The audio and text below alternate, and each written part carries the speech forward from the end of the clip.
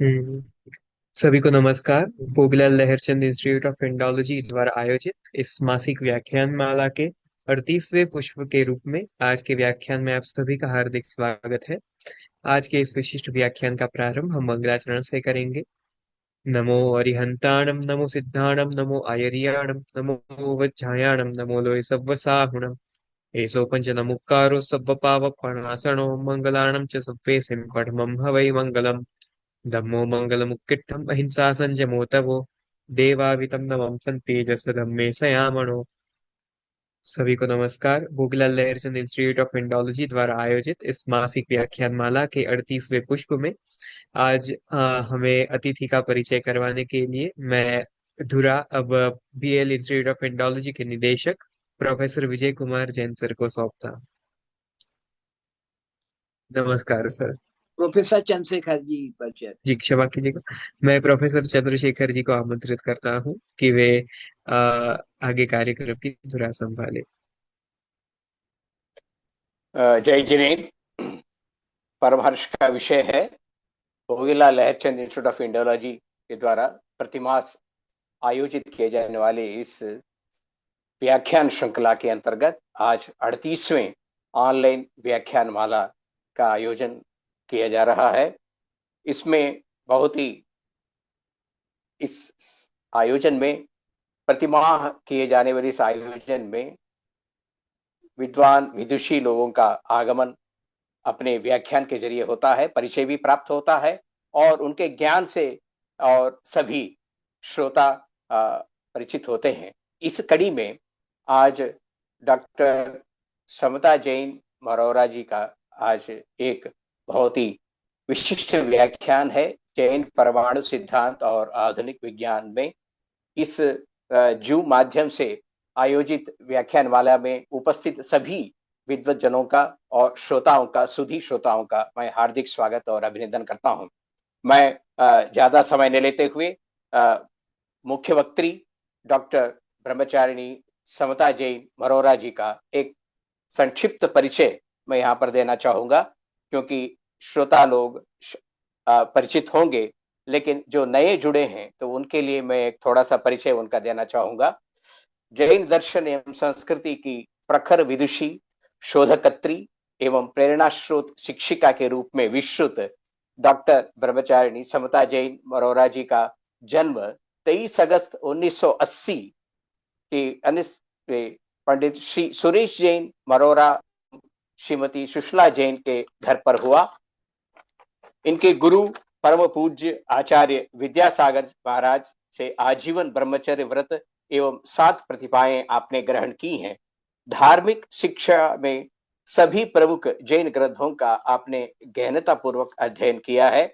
लौकिक शिक्षा के अंतर्गत डॉक्टर समिता जैन ने गणित में बीएससी, भौतिकी में एमएससी, हिंदी, संस्कृत तथा प्राकृत रत्न में एमए की डिग्री आपने प्राप्त की है। ये इसके अलावा आपने बीएड की उपाधि आपने प्राप्त की है और डॉक्टर शीतल चंद जैन जयपुर के एवं डॉक्टर पुलचंद जैन वाराणसी के सफल निर्देशन में जैन वांग्मय में परमाणु सिद्धांत और आधुनिक विज्ञान एक अध्ययन विषय पर आपने शोधोपाधि यानी पीएचडी उपाधि प्राप्त की है। आपके कार्य, शैक्षिक कार्य निरंतर चलायमान है। आप विगत 13 वर्षों से साधु साध्वियों एवं श्रावक श्राविकाओं को संस्कृत, ब्राह्मी, प्राकृत एवं श्री भूवलय ग्रंथों का अध्यापन ऑनलाइन एवं ऑफलाइन शिविरों के माध्यम से नियमित रूप से करती आ रही हैं। आपकी कुछ कृतियां हैं जो मैं प्रमुख रूप से यहाँ पर जो कृतियां हैं उसका उल्लेख करना चाहूंगा। जैन धर्म के विविध आयाम, भारतीय दर्शनों में परमाणु की अवधारणा, जैन वाङ्मय में परमाणु सिद्धांत एवं उसका योगदान, आधुनिक विज्ञान में परमाणु सिद्धांत का प्रभाव एवं संबंध, जैन वाङ्मय और आधुनिक विज्ञान में परमाणु बंध प्रक्रिया। मैं बहुत ही संक्षेप में आपका परिचय दे रहा हूं, मुझे क्षमा करेंगे। सन 2018 में आपने विद्यान्वेषी आचार्य श्री वर्धमान सागर पुरस्कार से आप पुरस्कृत हुए। सन 2022 में दिगंबर जैन महासमिति द्वारा प्राप्त जैन गौरव सम्मान उल्लेखनीय है। डॉक्टर विमला भंडारी जैन रत्न शोध सम्मान आपने 2023 में प्राप्त किया है। इसके अलावा आपने विभिन्न विश्वविद्यालयों में 50 से अधिक सेमिनारों और संगोष्ठियों में भागीदारी की है। यूजीसी प्रमाणित पत्रिकाओं में 20 से अधिक शोधपरक लेख आपके प्रकाशित हैं। लगभग 10 शोधार्थियों को जैन दर्शन पर शोध कार्य हेतु मार्गदर्शन एवं निर्देशन आपने प्रदान किया है। आपकी जो विशिष्ट अभिरुचियां हैं वो धार्मिक एवं सामाजिक शोध लेखन, नई पीढ़ी को संस्कारवान बनाना, स्वाध्याय, शिक्षण प्रशिक्षण, प्राकृत अध्ययन अध्यापन तथा पांडुलिपि संरक्षण प्रमुख रूप से गिना सकते हैं। डॉक्टर समिता जैन का समग्र शैक्षिक योगदान जैन धार्मिक अध्यापन, शिक्षण, शोध एवं संस्कृति संवर्धन में अतुलनीय एवं प्रेरणादायक है। आज हम भाग्यशाली हैं। आज आपके व्याख्यान से हम लाभान्वित होने जा रहे हैं। जैन परमाणु सिद्धांत आधुनिक विज्ञान के परिप्रेक्ष्य में आपका व्याख्यान होगा। मैं निदेशक जी की अनुमति के साथ मैं डॉक्टर समिता जैन जी से करबद्ध निवेदन करूंगा वो अपने व्याख्यान से हमें लाभान्वित करें। डॉक्टर समिता जैन भरोरा जी, जय जैन। अभी सर आवाज आ रही है? जी जी आ रही है, अभी जोर से बोलिए।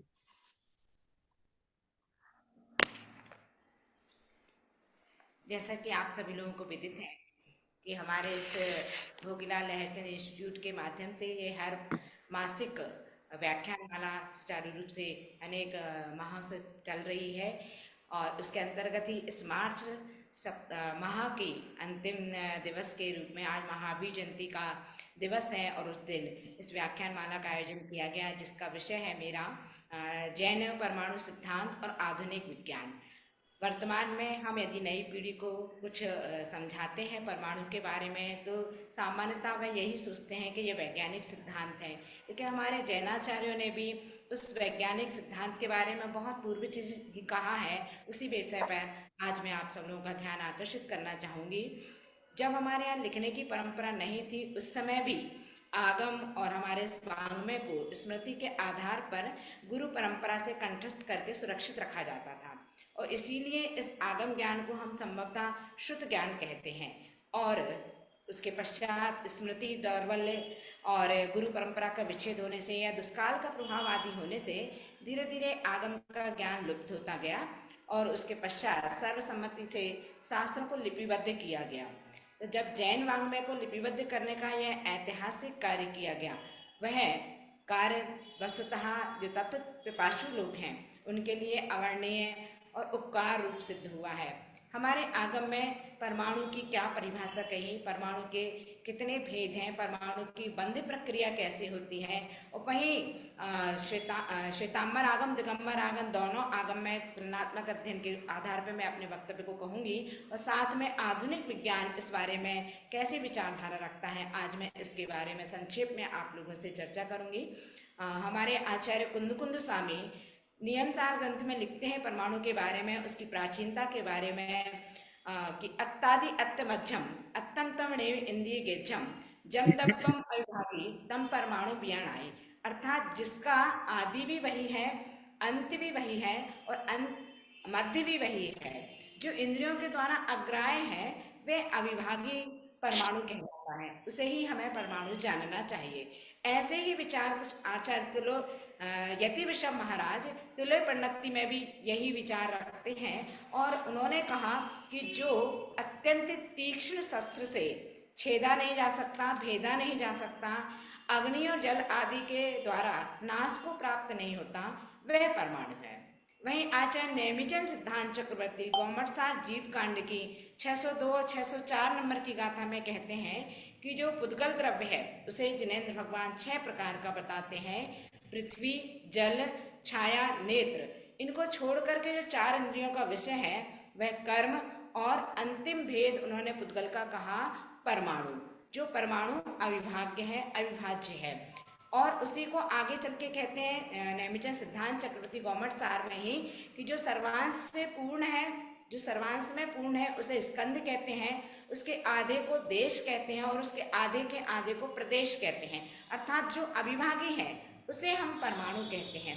पूज्यपाद आचार्य महाराज भी सर्वार्थ सिद्धि ग्रंथ में कहते हैं प्रतिशंत इति प्रदेशः परमाणवः, अर्थात प्रदेश शब्द की व्युत्पत्ति प्रदिश्यन्ते से होती है, जिसका अर्थ परमाणु कहलाता है। और आगे कहते हैं प्रदेश मात्र भावी स्पर्शादि पर्याय प्रसर सामर्थ्य नान्यन्ते सद्यंता इत्यणवः। अर्थात एक प्रदेश में होने वाली स्पर्श आदि पर्याय को उत्पन्न करने की सामर्थ्य जिसमें है वह अणु कहलाता है।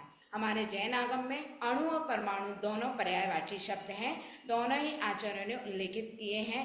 वहीं आचार्य पद्मनंदी स्वामी जम्बूद्वीप पंडित संग्रह में कहते हैं कि जब जो सब द्रव्यों में से जिसकी अपेक्षा कोई अनुत्तर ना हो वह अणु कहलाता है। अर्थात जिसमें अत्यंत अणुत्व, अणुत्व मतलब लघुपना, छोटापना, जिसमें अत्यंत अणुत्व हो उसे सब द्रव्यों में परमाणु जानना चाहिए, ऐसा जम्बूद्वीप पंडित संग्रह में आचार्य पद्मनंदी स्वामी कहते हैं। वहीं परमाणु की उत्पत्ति का कारण बताते हुए कहते हैं कि ये परमाणु तो शाश्वत है, सत स्वरूप है, द्रव्य है, अतः इसकी उत्पत्ति का तो प्रश्न ही नहीं उठता। इसकी उत्पत्ति उपचार से कही जा सकती है, यानी भेद और संघात के माध्यम से जो उत्पत्ति मानी जाती है वो उपचार से कही जाती है। परमाणु की उत्पत्ति नहीं है, क्योंकि वो नित्य है, शाश्वत है। वहीं परमाणु के दो प्रकार कहे जाते हैं, कारण और कार्य। दो या दो से अधिक परमाणु मिलकर के स्कंद बनाते हैं और तब परमाणुओं को जो स्कंधों का कारण है वो कारण परमाणु कहलाया, और जो चार से उसका कार्य है वो कार्य परमाणु है। अर्थात आचार्य उमा स्वामी ने सूत्र दिया भेदादणु, यानी भेद से अणु की उत्पत्ति होती है। तो परमाणु कार्य कारण दोनों है। तो किसके भेद से उत्पन्न होता है परमाणु? तो कहा स्कंदों के भेद से परमाणु की उत्पत्ति होती है। यानी ये भेद प्रक्रिया तब तक चलती रहती है या चलनी चाहिए जब तक वह स्कंद द्वय अणुक ना हो जाए। उस द्वय अणुक का भी जब भेद किया है तब वह परमाणु कहलाता है। तो परमाणु के अनेक भेद और प्रकार हमारे आचार्य ने आगम ग्रंथों में वर्णित किए हैं। आचार्य माइल धवल नए चक्कों में कहते हैं कारण रूपाणु कज रूपोवा, अर्थात परमाणु के दो भेद हैं, कारण परमाणु और कार्य परमाणु। जो पृथ्वी आदि चार की उत्पत्ति का कारण है वो धातु चतुष्टय का जो हेतु है उसे कारण परमाणु कहा, और जो स्कंदों के गलन से अंतिम भाग रूप उत्पन्न होता है वह कार्य परमाणु कहलाता है। वहीं आचार्य अमृतचंद स्वामी पंचास्त्री काय की तात्पर्य वृत्ति टीका में कहते हैं कि कार्य कारण के भेद से स्कंदों के भेद को करने वाला कार्य परमाणु कहलाता है तथा स्कंदों का निर्माण करने वाला कारण परमाणु कहलाता है। अर्थात स्कंदों के विघटन से उत्पन्न होने वाला कार्य परमाणु और जिन परमाणुओं के मिलने से कोई स्कंद बने वे कारण परमाणु कहलाते हैं। वहीं आचार्य पद्मप्रभ मलधारी देव नियम सार की तात्पर्य वृत्ति में परमाणु के चार भेद कहते हैं। अणवश चतुर्भेदः कार्य कारण जघन्योत्कृष्ट भेदई, अर्थात कार्य परमाणु, कारण परमाणु, जघन्य परमाणु और उत्कृष्ट परमाणु। इस प्रकार से चार भेद नियम सार जी की तात्पर्य वृत्ति टीका में कहा है। और सूक्ष्मता की दृष्टि से आचार्य पूज्यपाद स्वामी परमाणु के दो भेद कहते हैं, द्रव्य परमाणु और भाव परमाणु। आत्म द्रव्य जो है उसको द्रव्य परमाणु कहा और आत्म द्रव्य का स्वयं संवेदन ज्ञान परिणाम उसको भाव परमाणु की संज्ञा दी। यानी द्रव्य परमाणु से द्रव्य की सूक्ष्मता और भाव परमाणु से भाव की सूक्ष्मता मानी जाती है। वहीं श्वेतांबर ग्रंथ भगवती सूत्र में परमाणु के चार भेद कहे, द्रव्य परमाणु, क्षेत्र परमाणु, काल परमाणु और भाव परमाणु। एक एक का विश्लेषण करती हूँ। पुद्गल द्रव्य का जो अविभाज्य अंश है वह द्रव्य परमाणु कहलाता है, और आकाश द्रव्य का जो अविभाज्य अंश है यानी प्रदेश उसको कहा क्षेत्र परमाणु, और काल द्रव्य का जो अविभाज्य प्रदेश है अविभाज्य अंश है यानी समय उसको काल परमाणु कहते हैं, और स्पर्श आदि गुणों की अविभाज्य मात्रा या अविभाज्य राशि वो भाव परमाणु कहलाती है। वहीं जैन अनुयोग द्वार में परमाणु के दो भेद कहे गए, सूक्ष्म परमाणु और व्यवहारिक परमाणु। आचार्य अकलंक स्वामी ने भी परमाणु के दो भेद कहे, चतुस्पर्शी और अष्टस्पर्शी। चतुस्पर्शी का तात्पर्य है शीत, उष्ण, स्निग्ध और रुक्ष स्पर्श वाला परमाणु चतुस्पर्शी परमाणु है, और अष्टस्पर्शी में शीत, उष्ण, स्निग्ध, रुक्ष, लघु, गुरु, मृदु, कठोर स्पर्श वाला परमाणु अष्टस्पर्शी परमाणु की कोटि में आता है। वहीं परमाणु की बहुत सारी विशेषताएं आचार्यों ने अलग अलग ग्रंथों में वर्णित की हैं। मैं संक्षेप में एक एक विशेषता को रखती हूँ। सबसे पहली विशेषता बताई परमाणु की अविभाज्यता, यानी परमाणु जो है वो उसका कोई विभाग नहीं हो सकता, वह कभी तोड़ा नहीं जा सकता, अर्थात उस सूक्ष्मतम अविभागी को हम परमाणु कहते हैं। तो आचार्य वसुनंदी के अनुसार वसुनंदी श्रावकाचार में कहा परमाणु अविभागी पुग्गल दब्बम जिनदिठम, अर्थात जिसका कोई विभाग ना हो सके, जो कभी टूट ना सके, उस सूक्ष्मतम अविभाग को परमाणु कहते हैं। फिर दूसरी विशेषता कही कि इस परमाणु का न आदि है, न मध्य है, न अंत है, और तब भी इसका अस्तित्व है। तो आचार्य यतिविशव के अनुसार उन्होंने गाथा में कहा अंतादि मच्छहीणम अपदेशम इंद्रियहिम नहीं गेच्छम जम दब्बम अविभक्तम तम परमाणु कहंती जिना, अर्थात जिसका आदि भी नहीं है, मध्य भी नहीं है और अंत भी नहीं है, लेकिन फिर भी इंद्रियों के द्वारा गोचर भी नहीं है, तब भी उस परमाणु का अस्तित्व है। वे अविभागी द्रव्य ही वो परमाणु कहलाता है। तीसरी विशेषता कही है परमाणु एक प्रदेशी है या इसको अप्रदेशी कहते हैं। आचार्य उमा स्वामी के अनुसार एक सूत्र दिया नाड़ो, अर्थात परमाणु के प्रदेश नहीं होती। वहीं आचार्य कुंद स्वामी प्रवचन सार में कहते हैं कि जिस प्रकार से आकाश के प्रदेश हैं वैसे ही शेष द्रव्यों के प्रदेश होते हैं, परंतु परमाणु एक प्रदेशी है, अर्थात अप्रदेशी या प्रदेश रहित भी इसको माना जाता है। चौथी विशेषता कही कि परमाणु नित्य है एवं शाश्वत है। आचार्य कुंद के अनुसार ही पंचाष्टकाय ग्रंथ में उन्होंने कहा प्रदेश की अपेक्षा से परमाणु निश्चय में से एक प्रदेशी होने से और सर्वथा अनश्वर होने से नित्य कहलाता है। आचार्य वट्टकेर स्वामी मूलाचार में कहते हैं कि यह परमाणु शाश्वत है, अशुद्ध है और मूर्ति भाव है। पांचवी विशेषता कही परमाणु मूर्तिक है, अर्थात आचार्य अकलंक स्वामी राजवार्तिक में कहते हैं रूप रस गंध स्पर्श युक्ता ही परमाणवः, अतः परमाणु स्पर्श रस गंध वर्ण युक्त है, इसलिए वह मूर्तिक है। अगली विशेषता कही परमाणु सावकाशी है, यानी परमाणु एक प्रदेशी होने के कारण तथा अपने वर्ण आदि गुणों को अवकाश देने से सावकाशी कहलाता है। अगला कहा कि परमाणु अनवकाशी भी है, यानी निरवकाशी भी है। तो परमाणु के एक प्रदेश में अन्य दूसरे प्रदेशों का अभाव होता है, इसलिए परमाणु निरवकाशी भी कहलाता है। परमाणु सर्वत्र लोक में व्याप्त है, यानी लोक में सर्वत्र ठसाठस रूप से पुद्गल भरे हुए हैं, इसीलिए परमाणु भी सर्वत्र व्याप्त है। अगली विशेषता है परमाणु अत्यंत सूक्ष्म है, यानी जिसका आदि अंत मध्य नहीं है, इंद्रियों के द्वारा भी गोचर नहीं है, अविभागी है, इसलिए वह अत्यंत सूक्ष्म है। परमाणु में एकत्व और अनेकत्व गुण होते हैं, यानी मूलभूत द्रव्य के रूप में परमाणु अकेला है, वह स्वतंत्र इकाई है, अतः वह एक अविभाज्य सत्ता है, परंतु यह अनेक गुण और पर्यायों को धारण करने वाला है, इसलिए अनेकत्व गुण वाला भी है। परमाणु में द्रव्य गुण और पर्याय होती हैं। आचार्य कुंद स्वामी पंचाष्टकाय में गाथा नंबर 81 में कहते हैं कि परमाणु में एक रस, एक वर्ण, एक गंध और 2 स्पर्श पाए जाते हैं। यह परमाणु मिलन स्वभाव वाला होता है, अर्थात अन्य परमाणुओं से मिलकर के एक स्कंद बनाता है, इसलिए इसको मिलन स्वभाव वाला भी कहा। परमाणु अग्राह्य है, अर्थात यह परमाणु अत्यंत सूक्ष्म होने से या एक प्रदेशी होने के कारण से इंद्रियों से ग्रहण नहीं होता, इसलिए परमाणु अग्राह्य है।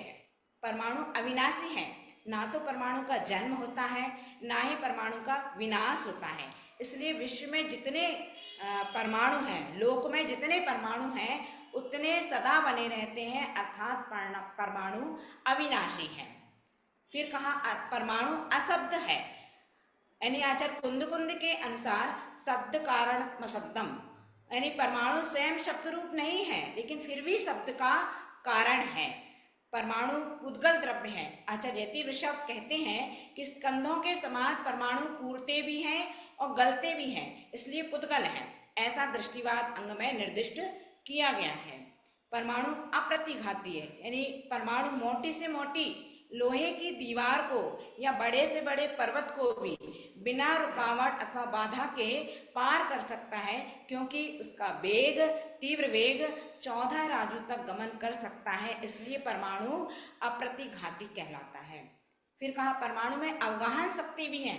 आचार्य उमा स्वामी कहते हैं लोकाकाशई वगाह, अर्थात लोकाकाश में सभी द्रव्य एक दूसरे को अवगाहन देते हैं या स्थान देते हैं। वहीं आचार्य पूज्यपाद स्वामी भी कहते हैं कि अवगाहन शक्तिश्चैवमव्याहतास्ति, यानी पुद्गल परमाणु में अवगाहन की शक्ति होती है।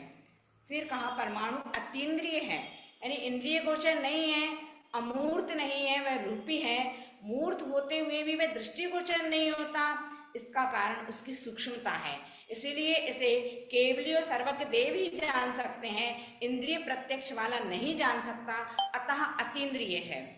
फिर कहा परमाणु ज्यामितीय बिंदु है, यानी इसमें ना तो लंबाई है, ना ही चौड़ाई है, ना ही गहराई है, ये अभिमा अर्थात डायमेंशन लेस है, इसलिए ये विशुद्ध ज्यामितिक बिंदु माना जा सकता है। अगली विशेषता के रूप में कहा परमाणु संकोच विस्तार गुण वाला है। कभी थोड़े से परमाणु एक विस्तृत आकाश खंड को घेर लेते हैं और कभी कभी घनीभूत होकर के बहुत छोटे से आकाश प्रदेश में या देश में अनंतानंत परमाणु समा जाते हैं। जैसे एक दीपक का एक कमरे में प्रकाश किया जाए तो वह उस पूरे कमरे में समा जाता है, और उसी कमरे में यदि बहुत सारे दीपक को रखा जाए तो वह प्रकाश भी उसी कमरे में समा जाता है। उसी प्रकार परमाणु भी संकोच और विस्तार गुण वाला है। फिर कहा परमाणु की गति किस प्रकार की है, तो दो प्रकार की गतियां कही, न्यूनतम गति और अधिकतम गति। यदि न्यूनतम गति हम परमाणु की देखें तो उसकी एक समय कहलाएगी, यानी एक समय में एक प्रदेश से निकटवर्ती दूसरे प्रदेश तक परमाणु गमन करता है। और अधिकतम गति यदि उसकी देखें तो 14 राजू लोक प्रमाण उसकी उसकी गति है एक समय में, अर्थात न्यूनतम के हिसाब से एक प्रदेश और अधिकतम के हिसाब से 14 राजू लोक प्रमाण उसकी गति कहने। फिर परमाणु का आकार कैसा है, तो आचार्य वीरेंद्र स्वामी आचार सार ग्रंथ में परमाणु को चौकोर और समघन चतुर्ष मानते हैं। वहीं आचार्य जिनसेन स्वामी आदि पुराण के अनुसार परमाणु को गोलाकार मानते हैं। फिर परमाणु का में जो विरोधी तत्व हैं स्पर्श, रस, गंध, वर्ण, उनका अभाव होता है। जिस प्रकार जिन परमाणु में किसी एक रस का गुण हो तो उसमें शेष रसों का अभाव है। मान लीजिए उसमें जो 5 प्रकार के रस हैं उनमें कोई एक रस है तो शेष 4 रसों का अभाव होगा। जैसे सुगंध है तो दुर्गंध का अभाव रहेगा, दुर्गंध है तो सुगंध का अभाव रहेगा। यदि शीत स्पर्श है तो उष्ण स्पर्श का अभाव रहेगा, कठोर है तो मृदुता का अभाव रहेगा, लघु है तो गुरु का अभाव रहेगा, स्निग्ध है तो रुक्ष का अभाव रहेगा। इसी प्रकार कोई एक वर्ण होने पर शेष वर्णों का अभाव रहेगा, अतः उसमें विरोधी गुणों का अभाव रहता है। फिर अब मैं आधुनिक विज्ञान में परमाणु के बारे में क्या कहा है उस पर चर्चा करते हैं। अभी मैंने जैनाचार्यों के मतानुसार परमाणु की व्याख्या की, उसकी परिभाषा, उसके भेद प्रभेद और कैसी विशेषताओं वाला है। अब आधुनिक विज्ञान क्या कहती है, तो सर्वप्रथम 1803 में ब्रिटिश वैज्ञानिक चार्ल्स डाल्टन ने परमाणु सिद्धांत को समझाने का प्रयास किया था। डाल्टन के अनुसार हर तत्व एक विशिष्ट प्रकार के परमाणु से बना होता है और परमाणु मिलकर के रासायनिक पदार्थों का निर्माण करते हैं। फिर उसके पश्चात सन 1897 में 1897 में सर जे थॉमसन ने प्रयोगों द्वारा सिद्ध करके दिखाया कि जो परमाणु है वो पदार्थ का मूलभूत कण नहीं है, अपितु वह 2 प्रकार के कणों से मिलकर के बना है। जिन कणों पर ऋणात्मक आवेश होता है वे इलेक्ट्रॉन कहलाते हैं और उनका द्रव्यमान 1.2 × 10⁻⁻10 ग्राम होता है। फिर 1911 में अर्नेस्ट रदरफोर्ड ने यह सिद्ध किया कि परमाणु ऋणावेशित कण इलेक्ट्रॉन और धनावेशित कण प्रोटॉन से मिलकर के बना होता है और इन धनात्मक कणों को रदरफोर्ड ने प्रोटॉन नाम दिया। सन 1932 में जेम्स चैडविक ने परमाणु के केंद्र में एक और कण की खोज की जिस पर कोई आवेश नहीं होता, उसे न्यूट्रॉन कहा गया। इसके बाद प्रति प्रोटॉन, प्रति न्यूट्रॉन, लेप्टॉन कण, न्यूट्रॉनो कण, इलेक्ट्रॉन न्यूट्रॉनो कण, पॉजिट्रॉन कण, म्यूऑन कण, म्यूऑन न्यूट्रॉनो कण, टाउ कण, अल्फा कण, बीटा कण, अल्फा न्यूट्रॉनो कण, बीटा न्यूट्रॉनो कण, बेरियन कण, मेसॉन कण, बोसॉन कण, हेड्रॉन कण आदि बहुत सारे शताधिक कणों की खोज की जा चुकी है और आज भी ये खोज सतत जारी है। वैज्ञानिक डाल्टन का परमाणु अविभाज्य था, परंतु 19वीं शताब्दी तक आते आते पता चला कि वे अविभाज्य नहीं है बल्कि कई कणों की मिलीजुली सत्ता है। और उसके पश्चात वैज्ञानिक श्रोडिंगर ने बताया कि परमाणु इलेक्ट्रॉन और तरंग में भी हैं, अर्थात यह शोध की प्रक्रिया भी अनवरत अभी तक चल रही है। फिर परमाणु में विज्ञान के अनुसार परमाणु और अणु दोनों में क्या अंतर है उसको देखते हैं। परमाणु विज्ञान के अनुसार एक तत्व जो किसी रासायनिक अभिक्रिया में भाग ले सकता है वो सबसे छोटा कण है, परंतु स्वतंत्र अस्तित्व में सक्षम नहीं है, उसे परमाणु कहते हैं। वहीं आधुनिक विज्ञान के अनुसार अणु वो पदार्थ का सबसे छोटा कण जो स्वतंत्र अस्तित्व के लिए सक्षम होता है। जैसे पानी यानी H2O को बनाने के लिए हाइड्रोजन और ऑक्सीजन अस्तित्व में नहीं होते, लेकिन फिर भी पानी का अस्तित्व यानी H2O अणु का अस्तित्व होता है। अर्थात अणु और परमाणु में दोनों में अंतर कहना है। परमाणुओं से मिलकर के अणु का निर्माण। हाइड्रोजन और ऑक्सीजन दोनों हाइड्रोजन के 2 अणु और ऑक्सीजन के 1 अणु मिलकर के पानी का 1 अणु बना रहे हैं। अर्थात जो परमाणु अवस्था में जब वे कण थे तब उनका अस्तित्व नहीं था, लेकिन जब उन्होंने अणु बनाया तो पानी के 1 अणु अस्तित्व के रूप में दिखाई देता है।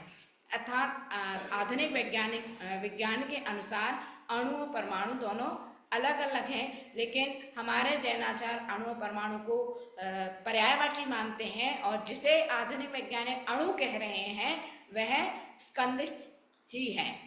विज्ञान के अनुसार परमाणु का व्यास 1 इंच का 10 करोड़वां हिस्सा माना जाता है और विज्ञान के अनुसार परमाणु का वेग जहाँ जैन दर्शन में 14 राजू प्रति समय बताया था, वहीं विज्ञान के अनुसार इसका जो प्रकाश का वेग है 3 लाख किलोमीटर पर सेकेंड, जिसे सूर्य से पृथ्वी तक आने में 8 मिनट 20 सेकेंड लगता है।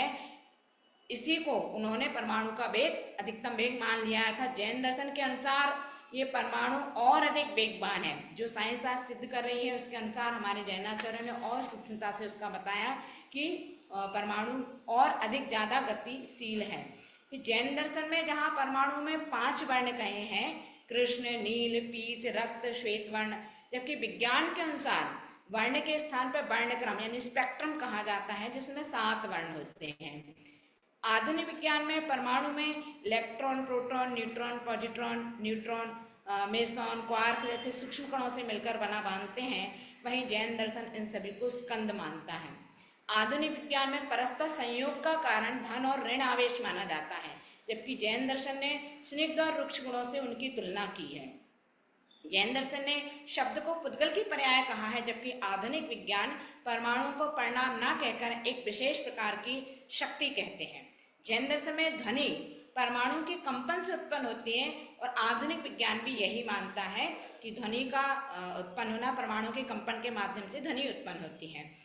जैन दर्शन छाया को पुद्गल की पर्याय या मूर्त पुद्गलों का फैलने वाला प्रतिबिंब स्वीकार करता है, जबकि आधुनिक विज्ञान ने भी छाया को प्रतिबिंब स्वीकार करके दूरदर्शन का आविष्कार किया। जैन दर्शन में परमाणु की गति निश्चय ने की अपेक्षा से सीधी और व्यवहार ने की अपेक्षा से वक्र गति स्वीकार की है, जबकि आधुनिक विज्ञान में परमाणु की गोलाकार और वृत्तीय गति कही गई है।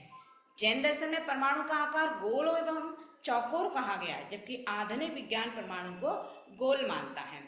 जैन दर्शन में परमाणु को नित्य, अविनाशी, अविभागी, शाश्वत स्वीकार किया है, जबकि आधुनिक विज्ञान परमाणु को परिवर्तनशील मानता है, परंतु परमाणु के जो मूल तत्व हैं उनको अपरिणामी एवं नित्य मानता है। जैन दर्शन में परमाणु अत्यंत सूक्ष्म और अविभागी कण है, जबकि आधुनिक विज्ञान परमाणु को कण रूप भी मानता है और तरंग रूप भी मानता है। जैन दर्शन का परमाणु इतना सूक्ष्म है कि उसका द्रव्यमान ज्ञात नहीं किया जा सकता और आधुनिक विज्ञान का परमाणु भी द्रव्यमान रहित और भारहीन कहा जाता है। आधुनिक विज्ञान का परमाणु इतना सूक्ष्म है कि तांबे के 35 करोड़ परमाणु 1 सेंटीमीटर की दूरी में समा सकते हैं। जैन दर्शन जहां परमाणु में स्पर्श, रस, गंध, वर्ण मानता है क्योंकि परमाणु मूर्ति को रूपी है, जबकि आधुनिक विज्ञान भी परमाणु में स्पर्श, रस, गंध, वर्ण स्वीकार करता है। ये कुछ विशेषताएं आधुनिक विज्ञान और जैन दर्शन दोनों के अनुसार हमने समझी।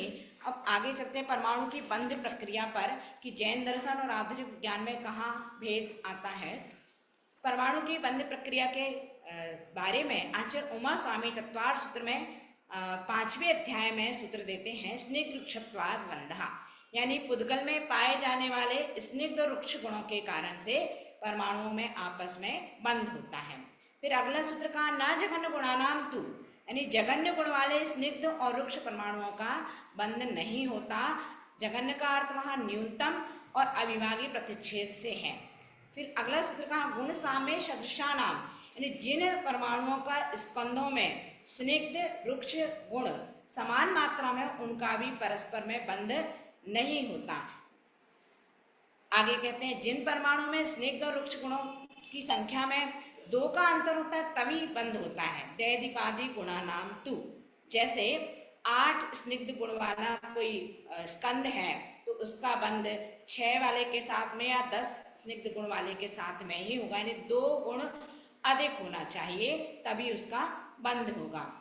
बंधे दिकौ परिणाम इकौचे, और बंध होने के पश्चात इस बंध प्रक्रिया में जो संघात से उत्पन्न स्निग्ध या वृक्ष हैं उनमें जो गुण पाया जाता है वो अधिक परिणाम वाले में परिणत हो जाता है। जैसे नवीन स्कंद जो बनता है तो जिसका गुण अधिक है, जो 2 गुण अधिक है उसका परिणाम वो परिणमा लेता है। जैसे उदाहरण के तौर पे हम समझ सकते हैं कि अपन 1 गिलास दूध में यदि 2 चम्मच शक्कर के दाने डालते हैं तो स्निग्ध वृक्ष होने के कारण से उनमें आपस में बंध हुआ, लेकिन जो जिसकी मात्रा जो दूध था वो द्रव रूप में था, उसके परमाणु बिखरे हुए थे, लेकिन जो शक्कर के दाने थे वो ठोस रूप में है, यानी उनमें परमाणुओं की संख्या ज्यादा है और वो अपने रूप उसको परिणमित कर लेता है। जो ज्यादा गुणों में होता है, आज अपन लोक व्यवहार में भी देखते हैं जिसके पास ज्यादा बहुमत है तो वो कम वालों को भी अपने रूप परिणत कर लेता है। तो पुद्गलों में भी ऐसा ही है, जो 2 गुण अधिक वाला है वो कम वाले को अपने गुण रूप परिणमा लेता है। आचार्य कुंदकुंद स्वामी का थोड़ा सा अलग मत है, ये आचार्य उमा स्वामी के अनुसार बंध प्रक्रिया में बता रही थी। आचार्य कुंदकुंद स्वामी कहते हैं कि यदि परमाणुओं का अंश बराबर हो तो बंध नहीं होता, यानी समान मात्रा स्निग्ध के 2 गुण वाला है या 2 ही गुण वाला वृक्ष परमाणु है, स्कंद है, तो उनका आपस में बंध नहीं होगा जब उनका आपस में अंश बराबर है तो। और वहीं आचार्य कुंदकुंद यह भी कहते हैं कि यदि परमाणुओं में 1 अंश अधिक हो तो भी उनमें बंध नहीं होता, अर्थात 2 अंश अधिक होने पर ही आपस में बंध होता है। श्वेतांबर परंपरा में यही बंध प्रक्रिया के बारे में कहा कि 2 जघन्य गुण वाले परमाणुओं में बंध नहीं होता, यदि 1 जघन्य गुण वाला हो तो भी हो सकता है। यहाँ थोड़ा सा अलग मत आता है। दिगंबर परंपरा में कहा कि 2 गुण अधिक होने पर परमाणुओं में आपस में बंध होता है। यहाँ उन्होंने कहा कि यदि 1 जघन्य गुण वाला भी हो तो भी उसमें बंध हो सकता है। फिर आगे कहते हैं कि 2 परमाणु यदि स्निग्ध और वृक्ष के हैं तो उनका बंध 2, 3, 4 या संख्यात अंशों का अंतर होने पे भी बंध हो जाता है, जबकि दिगंबर परंपरा में 2 का अंश या 2 से अधिक होने पर ही बंध होता है। तो यह बंध प्रक्रिया आधुनिक विज्ञान से भी बहुत मेल खाती है, क्योंकि आधुनिक वैज्ञानिकों ने भी धनावेश और ऋणावेश को बंध का कारण माना है, और धनावेश को जैनाचार्य ने स्निग्ध और ऋणावेश को वृक्ष गुण माना है। अर्थात आधुनिक विज्ञान भी ये स्वीकार करता है कि 2 गुण अधिक होने पर ही परमाणुओं का बंध होता है। तो इस प्रकार से बंध प्रक्रिया में भी बहुत कुछ यहाँ पर मिलता जुलता रूप दिखाई देता है कि आधुनिक विज्ञान और हमारे जैन आगम ग्रंथों में जो बंध प्रक्रिया कही गई है वो समान रूप से मिलती है। फिर आगे चलते हैं। इन परमाणु के बारे में हमने अभी उनकी परिभाषा, उनके भेद, उनकी बंध प्रक्रिया आधुनिक विज्ञान के अनुसार और जैन आगम श्वेतांबर दिगंबर दोनों ग्रंथों के अनुसार समझने का प्रयास किया। इस प्रकार मैं संक्षेप में उसका सार भी कहना चाहूँगी कि जो वर्तमान में आधुनिक पीढ़ी है वो इस परमाणु सिद्धांत को वैज्ञानिकों की उपज मानती हैं, जबकि ये सिद्धांत हमारे जैनाचार्यों ने बहुत वर्षों पूर्व भी दिया है। सबसे पुराना प्रमाण ये हमारे पास उपलब्ध है कुंद स्वामी का, जो पहली शताब्दी के पूर्व के आचार्य रहे हैं। आचार्य उमा स्वामी दूसरी शताब्दी के रहे और उन्होंने इसका इतना अच्छा विस्तृत उल्लेख दिया है। तो इसका तात्पर्य यह है कि जो सिद्धांत अभी हम समझते हैं आधुनिक वैज्ञानिकों के अनुसार, जबकि ये पहले से ही प्रतिपादित है और परमाणु जिसको आँखों से, इंद्रियों के माध्यम से देखा नहीं जा सकता, वह इतने गुण वाला है, वह पुद्गल परमाणु भी है। आधुनिक पीढ़ी जहाँ परमाणु सिद्धांत को वैज्ञानिक सिद्धांत मानती है, वहीं हमारा जो जैन वाङ्मय है वो अनादि काल से प्रतिपादित है, क्योंकि जैन वाङ्मय तो अनादि निधन ही है। आज के आधुनिक भौतिक परिवेश में जैन वाङ्मय को जानना और समझना सभी को रुचिप्रद नहीं है, जबकि विज्ञान की तकनीकों को उन्नत बनाने में जैन धर्म के मौलिक सिद्धांत हमेशा से अग्रसर रहे हैं और यह जानने से नई युवा पीढ़ी की रुचि बढ़ना भी स्वाभाविक है। इसीलिए विज्ञान धर्म की उपयोगिता एवं प्रासंगिकता को समझ करके जैन आचार्यों द्वारा प्रतिपादित परमाणु सिद्धांत और आधुनिक विज्ञान में निहित विविध पक्षों को उद्घाटित करना मेरे इस वक्तव्य का मूल प्रयोजन रहा है, क्योंकि इतनी भौतिक प्रगति के बाद भी वैज्ञानिक अभी तक परमाणु को देख नहीं पाए हैं। वे जिसे परमाणु कह रहे हैं वे वस्तुतः परमाणु नहीं है, अपितु स्कंद ही है, जहां वो आज 106 कणों तक उसकी खोज कर चुके हैं, जिससे डाल्टन ने परमाणु कहा था 1803 में। उसी कण को जो अविभाज्य कहा था उन्होंने, उसी कण को विभाजित करते करते आज उसमें 106 कणों की खोज हो गई। अंतिम कण अभी क्वार्ट्ज कहा जाता है और अभी भी वे स्कंद तक ही पहुंचे, अभी भी वे परमाणु तक नहीं पहुंचे, क्योंकि परमाणु तो इंद्रियों से गोचर है ही नहीं। तो वो सूक्ष्मदर्शी यंत्रों के माध्यम से भी देखें तभी वो इंद्रिय गोचरी कहलाएगा, और जो वो देख रहे हैं वो स्कंद ही है। अर्थात वैज्ञानिकों के द्वारा जो प्रतिपादित सिद्धांत हैं वो निरंतर परिवर्तनीय होने योग्य हैं और उनके अंतिम निष्कर्ष की खोज बनी रहती है, परंतु हमारे जैन दर्शन के सिद्धांत अपरिवर्तनीय हैं, अकाट्य हैं और अनादि निधन है। इस प्रकार से हमारे इस आगम जैन सिद्धांतों पर हमें विश्वास होना चाहिए और नई पीढ़ी को भी ये विश्वास करना चाहिए कि हमारे सिद्धांत जो अकाट्य हैं, अनादि निधन है, अपरिवर्तनीय है, वो हमें उन पर विश्वास होना चाहिए। इन्हीं भावना के साथ मैं अपने वक्तव्य को यहाँ पूर्ण करती हूँ। समय अपनी गति से आगे बढ़ रहा है, इसलिए जय जिनेन्द्र। डॉक्टर समता दीदी जी को मैं बहुत बहुत कृतज्ञता ज्ञापित करता हूँ कि आपने बहुत ही सूक्ष्म रूप से, मेरी आवाज सुनाई दे रही है जी? हेलो जी, बहुत ही सूक्ष्म रूप से तीन पद्धति से, पहले हमारी जैन पद्धति से, फिर आधुनिक पद्धति, वैज्ञानिक पद्धति से, और उसका तुलनात्मक ढंग से बहुत अच्छा विवेचन किया है। हम अपने अध्यक्ष के अध्यक्षता के रूप में जीतू भाई को सुने। इसके पहले यदि कोई हमारे वक्ता को जिज्ञासा रखना चाहे तो रख सकते हैं। कोई हैंड रेज कर लिए। राजमल जी भी जुड़े हुए हैं। संक्षिप्त में यस, नहीं तो फिर जीतू भाई से निवेदन, कोई देखिए हैंड रेज कर रहे हैं क्या? कोई जा रही है जी? कोई हैंड रेज कर रहा है शंका के लिए? कोई मैंने हैंड रेज किया है, मेरी आवाज आ रही है? हाँ जी सर, आप बोलिए, आपकी आवाज आ रही है। मैं सिर्फ बहुत अच्छा लगा प्रवचन उनका, समता दीदी का, बहुत अच्छा। मैं सिर्फ एक छोटा सा प्रश्न नहीं बल्कि ये कहना चाहता हूं कि ये जो हमारे जैन आचार्यों के अंदर ही इतने सारे मतभेद हैं परमाणु के बारे में, तो वो क्यों हैं? चाहे वो दिगंबर परंपरा में ही और फिर दिगंबर वर्सेस श्वेतांबर परंपरा में, तो परमाणु तो एक जैसा ही होना चाहिए जैसा समता दीदी कह रही हैं। फिर क्यों इनके अंदर मतभेद है और क्यों विरोधाभास है? तो ये मैं समझना चाहता हूं। जरा जब भी समय मिले तो और वैसे भी मैं इंदौर जाने वाला हूँ अगर 16 तारीख को, अगर मतभेद नहीं कहेंगे अपन। सारे आचार्यों की कहने की शैली अलग अलग है, उन्होंने अपने अपने ढंग से उस बात को रखा है। ये मतभेद नहीं कहलाएगा, क्योंकि सभी आचार्य एकजुट होकर के यही संदेश मिलता है कि परमाणु नित्य है, शाश्वत है, इंद्रिय गोचर नहीं है, उसका आदि मध्य अंत एक ही है, वही परमाणु कहलाता है। आपने आप इसलिए मैं रोकना चाहता हूँ, क्षमा करें, ये आपने कहा कि चतुष्कोणीय है और एक ने कहा कि वो सर्कुलर वृत्ताकार है, गोलाकार है, ऐसा तो ये कैसे संभव है?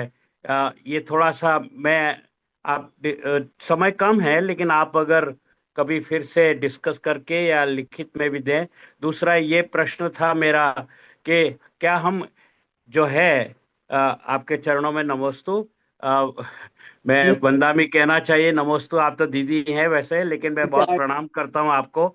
बहुत अच्छा मुझे लगा, आज एक साथ से पूरी बात समझ में आई कि आप क्या कहना चाहती हैं। मैं डॉक्टर राजमल जैन, मैं इसरो में वैज्ञानिक हूँ दीदी, और मैं तो इसी पे ही जिंदगी भर काम करता रहा हूँ, अंतरिक्ष में भी बहुत ढूंढा है। लेकिन मेरा कहने का अगर एक प्लेटफॉर्म पे एक ही आर्टिकल में हम सारी बात को इस ढंग से कहें कि दिगंबर जैनों ने के आचार्यों ने परमाणु की टोटल ब्रीफ जो होना चाहिए ना, कि ये यही इसके गुण धर्म है, कोई मतलब उनके अंदर मतभेद की बात नहीं कहें, और उसको अगर किलोमीटर पर सेकंड के अंदर परिवर्तित करके आप बता सके तो आधुनिक बच्चा, युवा जो है वो तो उसमें समझेगा। अगर आप राजू में ही कहेंगे, समय में ही कहेंगे, तो हमें थोड़ा सा बच्चों को समझाने में बहुत मुश्किल होती। मैं समझ सकता हूँ क्योंकि मैंने तो आगम पढ़े हैं, लेकिन दूसरों को, युवाओं को कैसे समझाएंगे? आपने बहुत अच्छा दिया, आपके एक बार फिर से आपको प्रणाम करता हूँ, बहुत अच्छा। शोध प्रबंध में उसको उल्लेखित किया है, और सभी आचार्यों के मत के अनुसार भी, और अंत में निष्कर्ष है कि सभी आचार्य एकजुट ही हैं, और एक ही कथन को अपने कहने की शैली उनकी अलग अलग रही है। और राजू को भी किलोमीटर आदि में पूरा डिफाइन किया है मैंने अपने शोध प्रबंध में। मेरी पुस्तक है दिगंबर जैन वांगों में परमाणु सिद्धांत और आधुनिक विज्ञान, ये पूरा शोध मैं प्रबंध है मैं जिसमें मैं इंदौर आ रहा हूँ। आप इंदौर में रहती हैं ना दीदी? आप इंदौर रहती हैं? हाँ, तो मैं इंदौर 15 तारीख को आ रहा हूँ। 16 तारीख को माइनॉरिटी की मीटिंग है, तो मैं जरूर आपसे आकर के, और ये पुस्तक जो आप बता रहे हैं उस पुस्तक को आपका आशीर्वाद के रूप में लेना चाहूंगा, ताकि आगे और बातचीत हो सके। चलिए, जय जय जिनेन्द्र। मैंने स्पेशल निवेदन किया था श्री राजमल जी से कि इसमें जरूर वो सुनेंगे भी और उसमें हम लोगों का मार्गदर्शन करेंगे।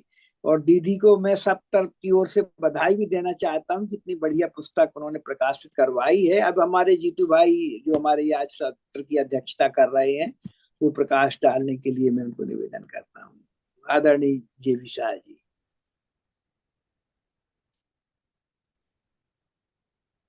प्रणाम।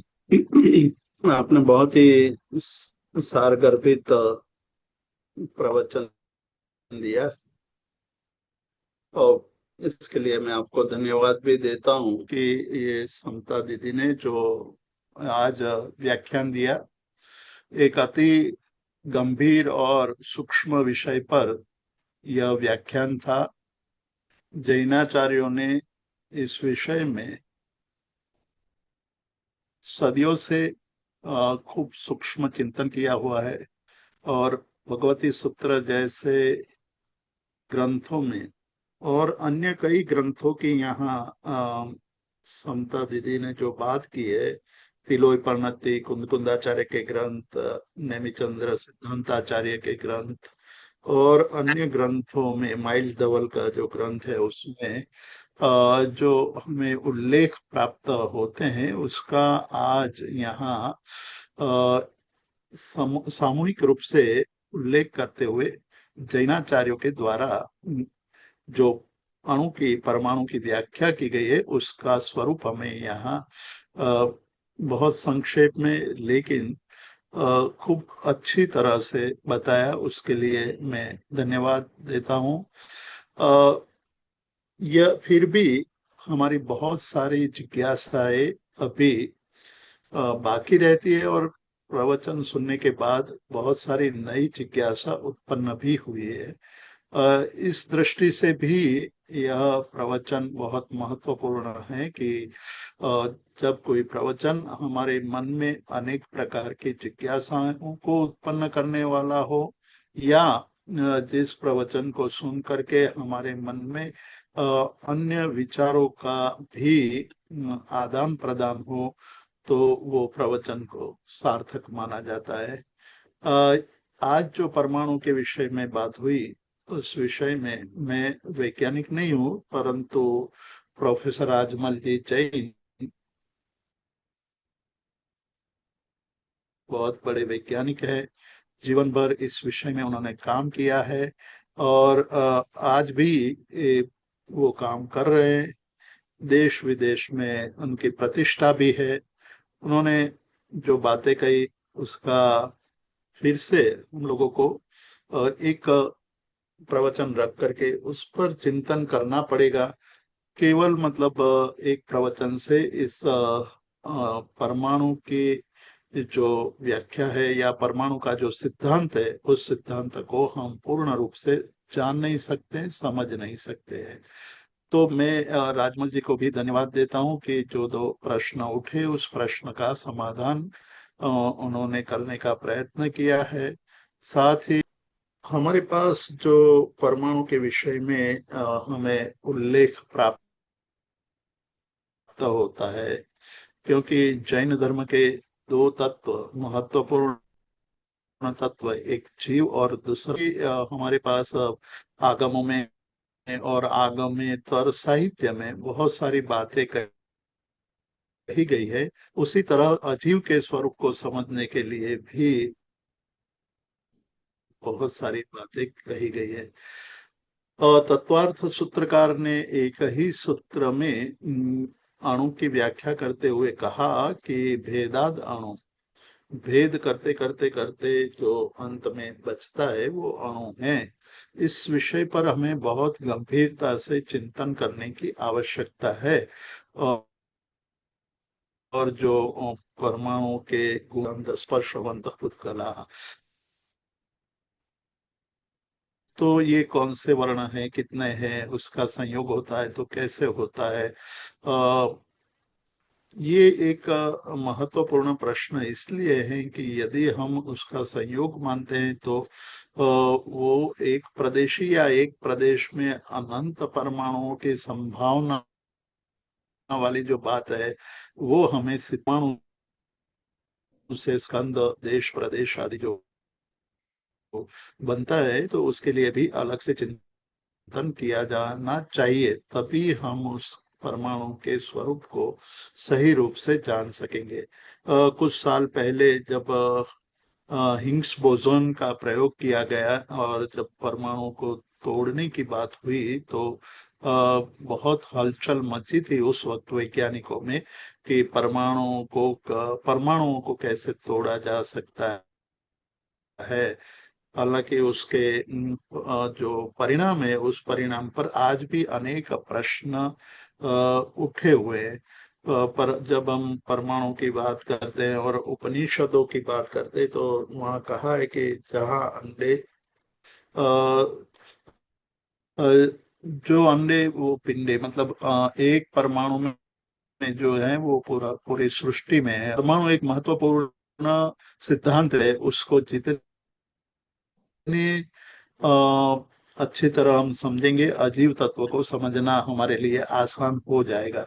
तो मैं पुनः इस विषय पर मैंने ये जो किताब अभी समता दीदी ने बताई, वो उन्होंने काफी संशोधन किया है। दुनिया भर की किताबें पढ़ करके ये संशोधन किया है और बहुत सारे रेफरेंसेस दिए हैं। मैं समता दीदी को धन्यवाद देता हूँ और सभी को एक बार वो किताब देखनी चाहिए, ऐसा भी मैं सबको आग्रह करता हूँ। तो मैं अंत में इतना ही कहूंगा कि यह एक घंटे का विषय नहीं है, इस पर काफी चर्चा होनी चाहिए, उस पर एक सेमिनार भी होना चाहिए, जिससे हम परमाणु के स्वरूप को, जो मतलब आज पूरे विश्व का एक चिंतनीय विषय है, और परमाणु के स्वरूप और शक्ति के विषय में हम कुछ और जोड़ सकेंगे, तो जैन धर्म का बहुत बड़ा प्रदान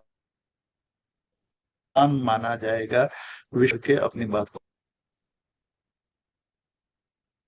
को विराम देता हूँ।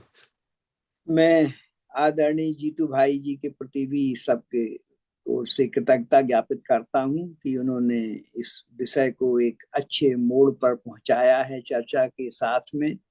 वो स्वयं भी आगम के बहुत अच्छे ज्ञाता हैं, तो हमारे आगमों में किस तरह की चर्चा है, और यह एक अच्छा संयोग बना आज की हमारे बीच में सुषमा सिंघवी जी भी रही, उन्होंने परिचर्चा में भाग लिया। और प्रोफेसर डॉक्टर राजमल जी से तो मैंने स्पेशल निवेदन किया था कि आज की चर्चा में अवश्य शामिल हों। और जैसा कि जीतू भाई ने बताया कि दीदी की जब किताब जैन वाङ्मय में परमाणु सिद्धांत और आधुनिक विज्ञान हम लोगों के हाथ में एक सप्ताह पहले ही आई थी, तो तुरंत हम लोगों के मन में जिज्ञासा हुई कि ऐसी विदुषी का, जो कि एमएससी भी की हुई है, जैन दर्शन की भी ज्ञाता है, अभ्यास कर रही हैं, इनकी बात सबके सामने उपस्थित होनी चाहिए। और आज की उपलब्धि हम यही मानेंगे कि हमको एक नया सब्जेक्ट मिला है चर्चा के लिए, क्योंकि जब हम जैन दर्शन और विज्ञान की बात करते हैं तो परमाणु का कितना महत्वपूर्ण सिद्धांत है भारतीय दर्शनों में, और साइंस के साथ में हम इसका एक अच्छे ढंग से एक ऑनलाइन भी करने का उपक्रम करेंगे, और जीतू भाई के साथ मिल करके एक राष्ट्रीय गोष्ठी भी इसमें करेंगे, जिसमें गिने चुने 8-10 विद्वानों के साथ में हम लोग इसको आगे बढ़ाएंगे। तो मैं आज डॉक्टर समता दीदी को बहुत बहुत बधाई देता हूँ कि उन्होंने हमारे आग्रह को, बहुत कम समय में हमने उनसे निवेदन किया था, वो प्रवास में भी थी, और यही कारण है कि वो प्रवास में होने के कारण से थोड़ा सा सुविधा हुई इंटरनेट में। और कभी हम लोग चाहेंगे दूसरी बार फिर कभी इस पर चर्चा में सबको शामिल करेंगे। आज जो लोग भी शामिल हुए हैं सबके प्रति हम कृतज्ञता ज्ञापित करते हैं। हमारे प्रोफेसर एम चंद्रशेखर जी ने प्रारंभ से ही जुड़े रहते हैं, श्री टी के जैन सर भी थोड़ी देर के लिए नाम आया था, जुड़े रहे, अनामिका जैन, विवेक गर्ग जी, वेद व्यास जी, पंडित सुरेश मोराना जी, डॉक्टर राका जैन, मोहित जैन, डॉक्टर कीर्ति उपाध्याय, जय कुमार उपाध्याय जी, श्री लक्ष्मीकांत जी, हम सबके प्रति कृतज्ञता ज्ञापित करते हैं कि आप लोग इसमें शामिल होकर के हमारी इस जो ऑनलाइन गोष्ठी चलती है उसको सफल बनाते हैं। सबके प्रति मैं फिर से धन्यवाद देता हूँ, जीतू भाई के प्रति भी, राजमल जी के प्रति भी, समता दीदी के प्रति भी। और अगले बार हम लोग फिर कोई अच्छा टॉपिक लेकर के आएंगे, आप लोग अवश्य जुड़िएगा। धन्यवाद। व्योम शाह जी को सबसे ज्यादा, क्योंकि वही इसका पूरा आयोजन करते हैं, श्री व्योम शाह जी, अहमदाबाद। धन्यवाद। अभी हम लोग विराम, दीदी जी जुड़ नहीं पा रही है, वो एक प्रवास में है जीतू भाई, इसलिए दिक्कत। कोई बात नहीं। हाँ हाँ, चलिए सभी को जय जिनेन्द्र।